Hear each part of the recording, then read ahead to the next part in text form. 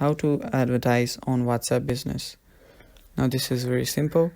So before moving on to it, don't forget to subscribe to our channel and leave a like to the video at the end. So let's start with the video.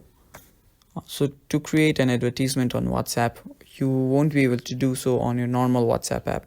You will need a WhatsApp Business app. It is this one. Now to create an app, what you need to do is first open up your business app, and under the settings section you will see an advertise button.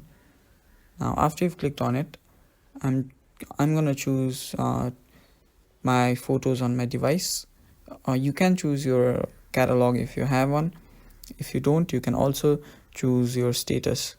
Now I have not uploaded any status nor I have any catalog right now, so I'm just gonna go with the photo on my device. Now let's just continue to Facebook. Now after you choose your photo, your this page opens up. What to do is you can add text, whatever you want. You can even add your phone number, and then your audience, and then placement where you want to choose your apps to appear. Now here you will be able to set your daily budget. Now you can even choose your own budget and also the duration. Then you will have your payment method. After you've gone through everything, all you need to do is click on promote now, and then your ad will get published.